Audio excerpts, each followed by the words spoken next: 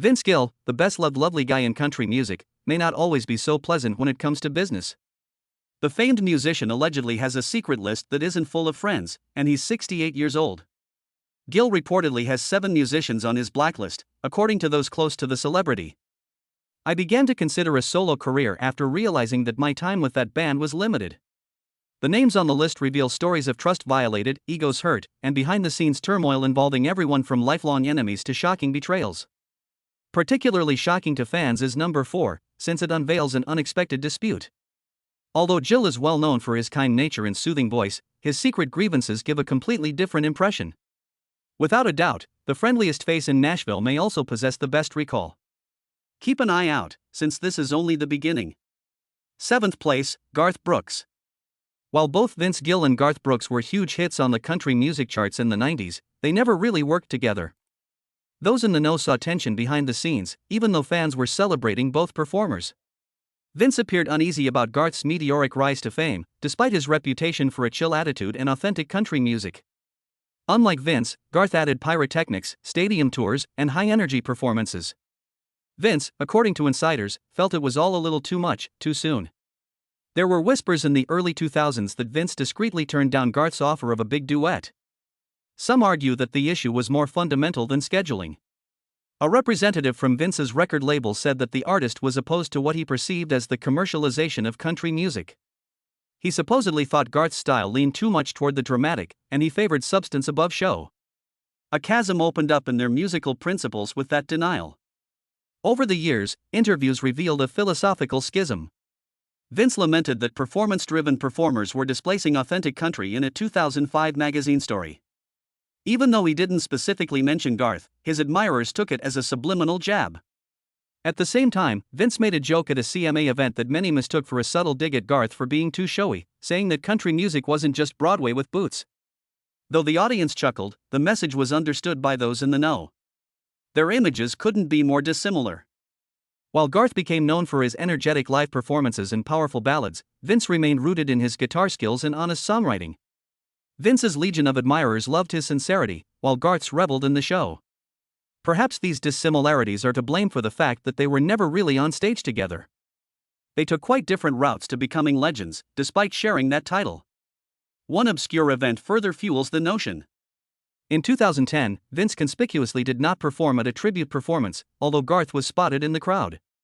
The fact that both artists were supposed to perform made many wonder. Afterwards, another crew member dropped a hint that Vince had asked to be removed at the last minute. It didn't prove anything specific, but it did lend credence to the long-held belief that they just didn't get along. Many viewers are perplexed as to why Vince and Garth were never a team. Their lack of engagement is telling in a field where teamwork is prevalent. No matter who Vince collaborates with, from Dolly Parton to Carrie Underwood, Garth's name is never mentioned.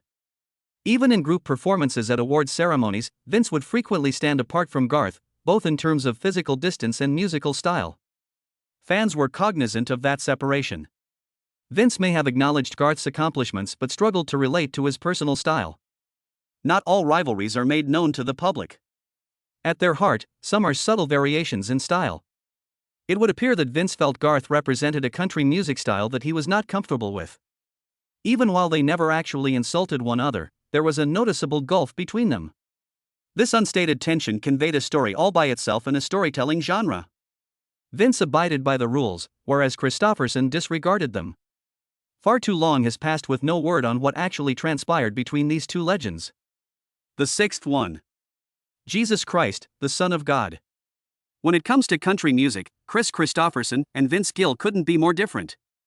The outlaw poet label typically applies to Kristofferson. His songs are full with heartfelt emotion, and his lyrics sound like genuine tales. When it comes to polish and precision, he doesn't really care. Consider Vince Gill to be nearly antithetical. Clean voice, faultless guitar skills, and a silky sound are his obsessions as a perfectionist. Kristofferson and Vince's styles couldn't have been more different, and the resulting subtle but palpable tension was palpable. People close to both Vince and Kristofferson said that Vince secretly despised Kristofferson's unkempt style, even though Vince never publicly criticized Kristofferson. On occasion, Kristofferson's music gives the impression of hastily composed pieces, accurately depicting an emotion without stressing over precision or organization. If a song's notes are pre-arranged and the lyrics are crystal clear, Vince will listen to it. Despite his admiration for Kristofferson's songwriting abilities, Vince found it difficult to really appreciate his work due to this. Polite but emotionally distant was their connection. They crossed paths at social gatherings and award ceremonies, but they never really became friends or collaborated. It was Kristofferson's influence on country music that Vince admired. However, he frequently grew irritated by Kristofferson's flagrant disregard for industry standards. The animosity was subtle and unnoticed. There was an understated rivalry founded on diametrically opposed ideals of what country music should be like. The fact that Vince's annoyance extended beyond matters of musical taste is something that many fail to grasp. Much of the focus was on Kristofferson's values outside of music. Kristofferson represented defiance. Not only did he not want to be a country music star, but he also turned down the commercial Nashville system. Vince was not a traditionalist per se, but he did think that country music should have an equal measure of professionalism and originality. Their silent animosity was fueled by this fundamental contrast in ideals. Those who believed that country music should focus on liberation and actual hardships looked up to Kristofferson because of his renegade reputation. In the 90s and aughts, country music was all the rage, and Vince embodies the more polished, radio-friendly side of that sound. Their conflict is symbolic of a greater struggle within country music, the tension between being faithful to roots and trying to appeal to a wider audience through a more modern sound.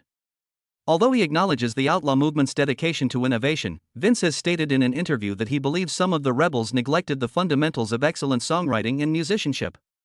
Even without mentioning Kristofferson by name, that was an obvious dig at his style. In contrast to Kristofferson's emphasis on passion and rawness, Vince's method emphasizes demonstrating competence and control. Their feud is another example of the schism that has developed among country music listeners.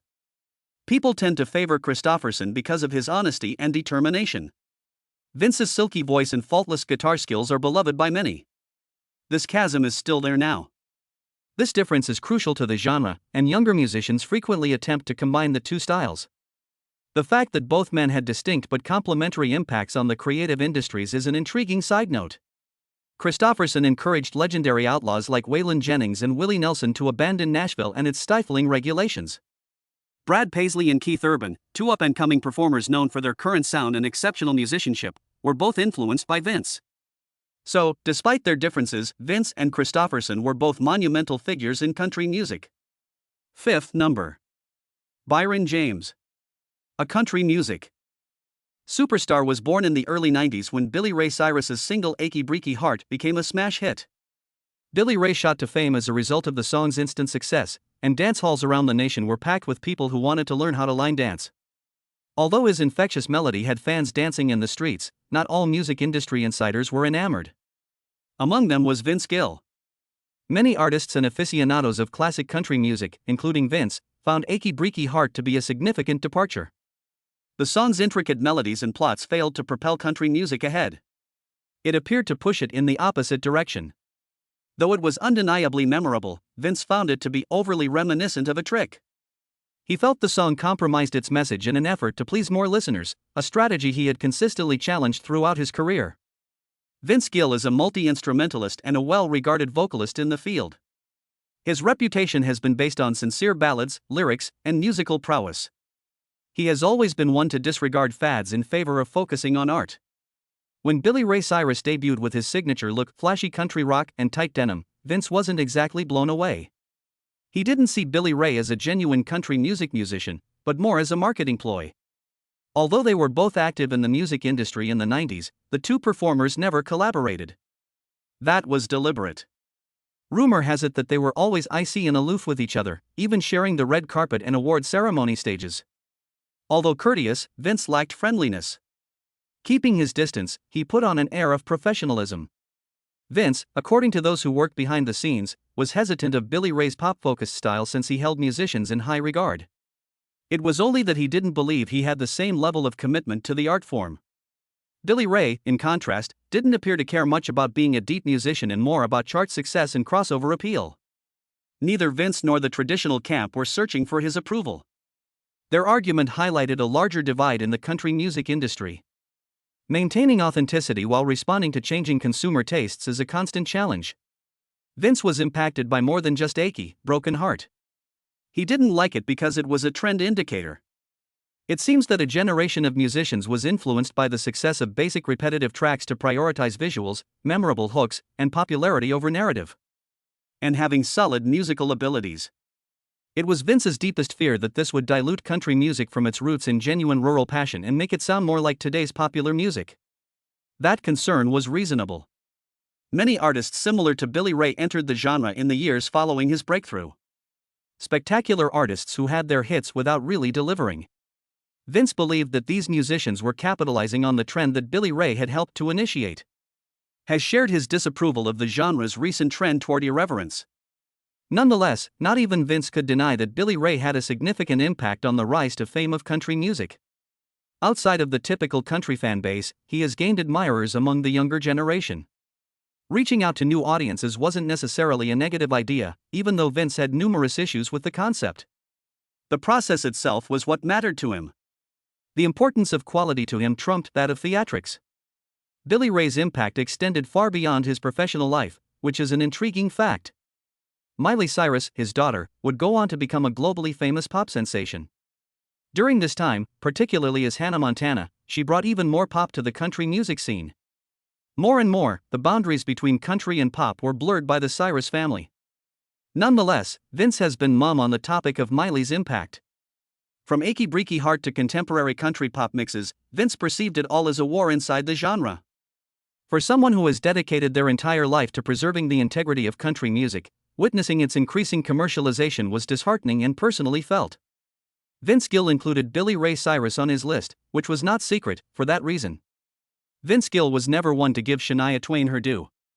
The reason for her lack of comment is more shocking than anything she has ever said in the media. Shania Twain, at number 4. When Shania Twain entered the country music industry, she revolutionized it. The legendary Shania Twain created a fresh, high-energy style that smashed boundaries between genres by fusing classic country sounds with popular music. Her well-rehearsed, radio-friendly singles were instrumental in the global dissemination of country music. Some, like Vince Gill, who were content with the status quo, were cost by her success. He felt that the authenticity that defined true country music was missing from Shania's popularity. A large variety of music lovers were able to enjoy Shania's albums, particularly Come On Over.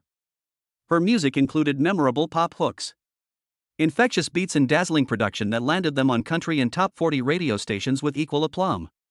Traditional country musicians were dissatisfied because they felt their music was losing its authenticity, but the genre attracted millions of new listeners. Vince Gill happened to be one of them. The regulations have never been an issue for Vince Gill. His unparalleled musical talent, heartfelt ballads, and truthful lyrics helped him become famous. Vince is the type of musician that believes that country music has the power to convey stories that are genuine, unfiltered, and rooted in passion. His voice is silky, and he's a multi-instrumentalist. It's not about being a chart-topping sensation or having a glamorous life. According to Vince, the lyrics and music tell a story of truth, life, loss, love, and overcoming adversity. Therefore, there was a cultural collision when Shania Twain debuted with long hair, glittery outfits, and pop-heavy songs like, and people said things like, "I feel like a lady, and it doesn't impress me much." Despite its undeniable catchiness and excellent production, Vince felt her music was overly courteous and polished. A more positive, upbeat, and commercially viable Shania emerged from her previous persona of grimy boots and somber ballads, thanks to her popularity. Nobody else noticed or made a big deal out of the animosity between Vince and Shania. Nobody gave an angry interview or made a news-grabbing remark. Subtle differences emerged as a result. Shania and Vince were never co-workers. At award ceremonies and in interviews, he never once mentioned how fantastic her albums were or how she ruled the charts. That quiet spoke volumes in the small, tight-knit nation. The issue was not impoliteness. It centered on ethics. Even if he disagreed with Shania's musical direction, Vince respected her achievements. He saw in her work evidence that the genre was shifting in pursuit of commercial success rather than creative advancement. The more shiny and bubblegum-like country music became, in his opinion, the more it lost its uniqueness. According to Vince, country music should not strive to be trendy but instead portray life as it truly is, with all its lovely chaos and contradictions. For other musicians, particularly women, Shania's fame was a double-edged sword. She changed people's perceptions of the genre and proved that female singers could dominate the charts and head global tours. Whereas Vince was a staunch traditionalist.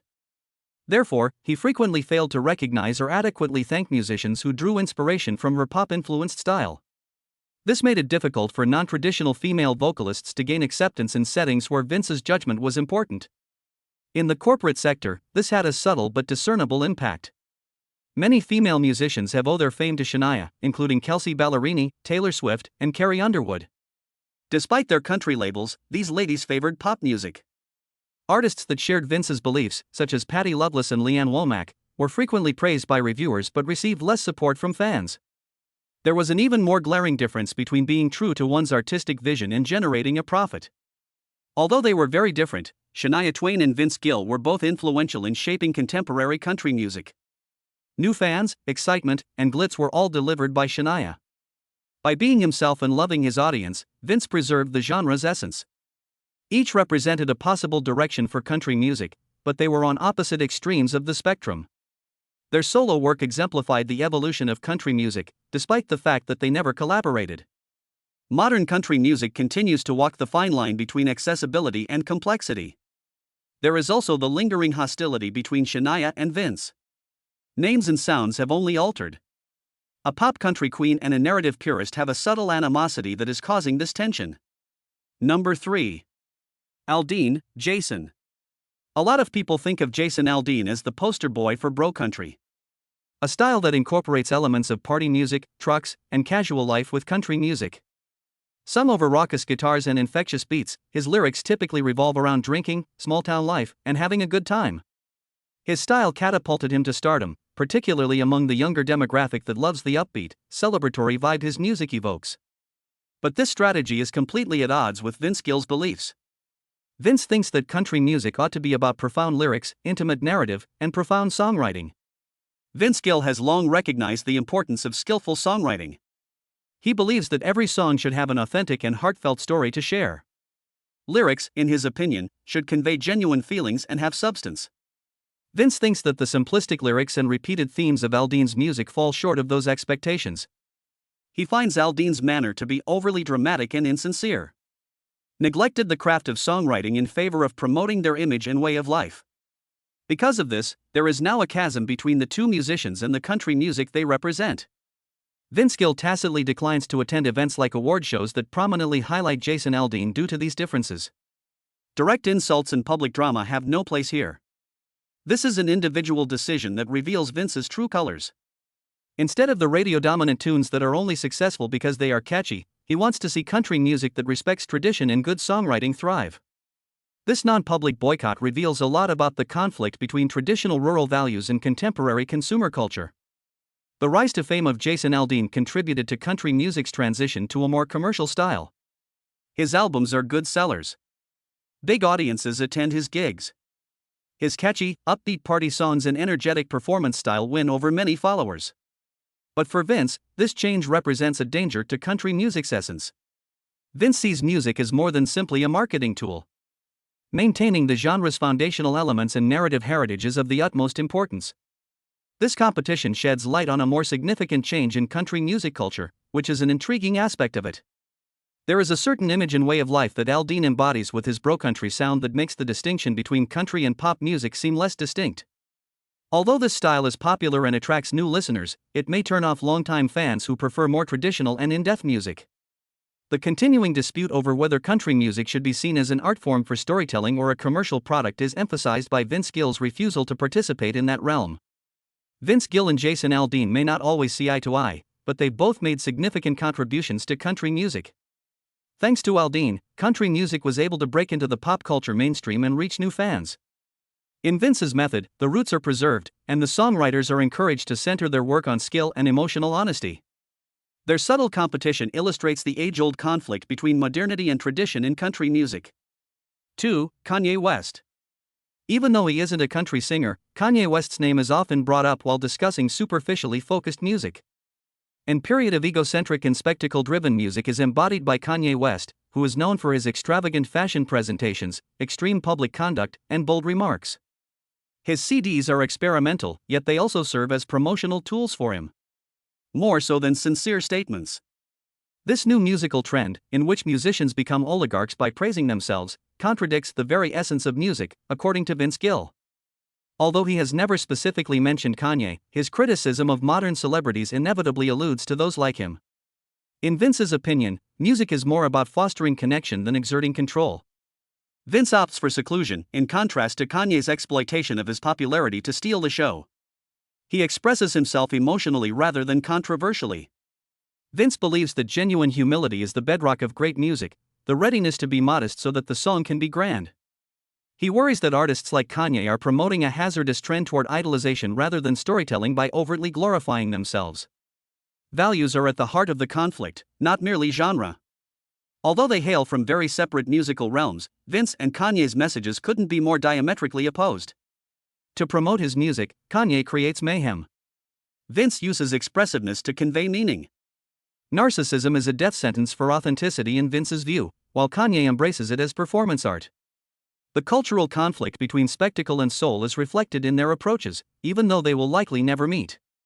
Everything that Vince has cautioned about is essentially embodied in Kanye's music style. A fan base that values charisma more than musical talent, showy production values, and lyrics focused on individual strength.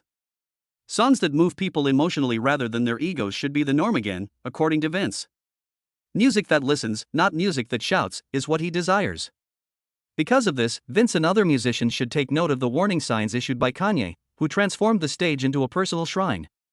It would have been easy for Vince Gill to seek fads, power, and attention over the years. However, he opted for the peaceful route instead. He will not budge from his principles in pursuit of fame and fortune.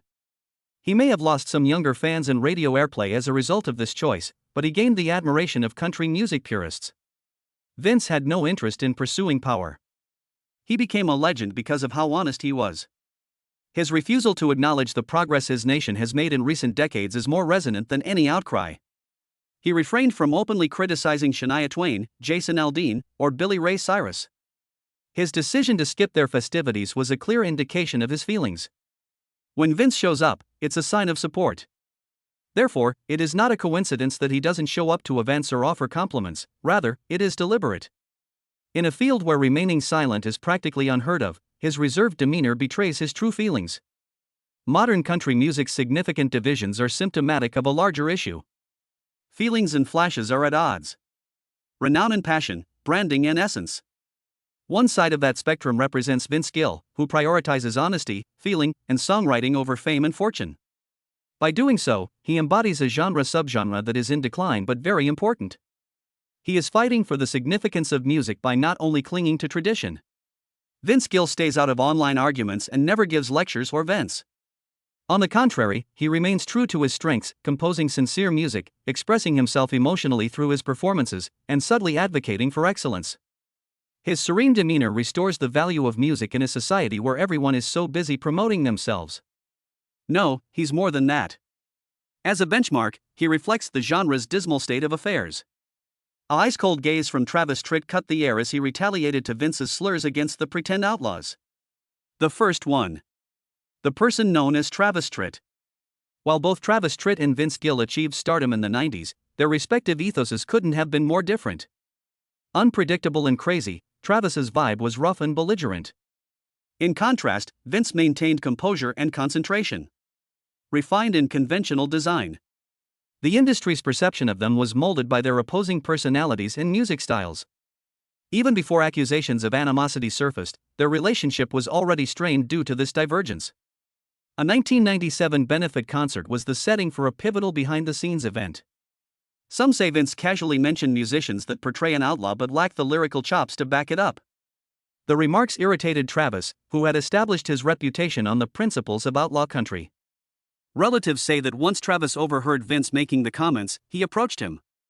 While no physical altercation occurred, eyewitnesses report that Travis shot Vince a murderous look. They really clashed in that intense moment over ideals and egos. Fans of both artists seldom cross paths.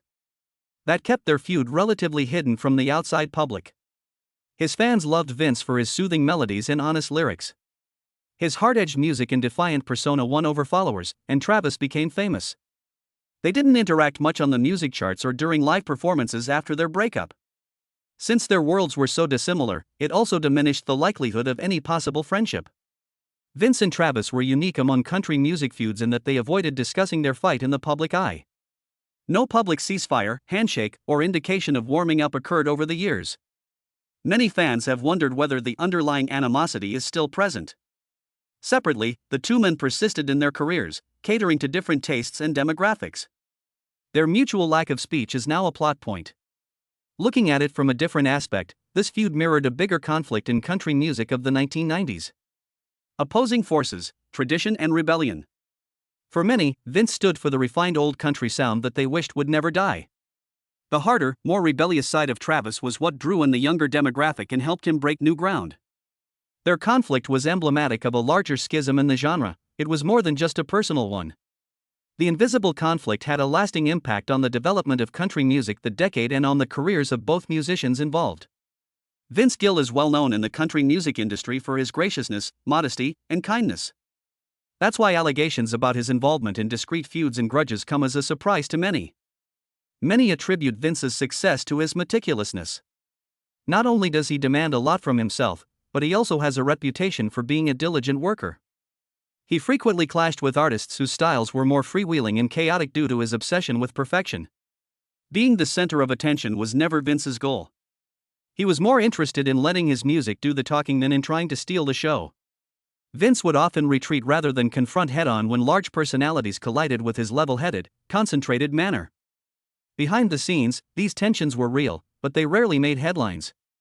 It was difficult for him to form relationships with certain famous people because of his high standards, since they had different practices.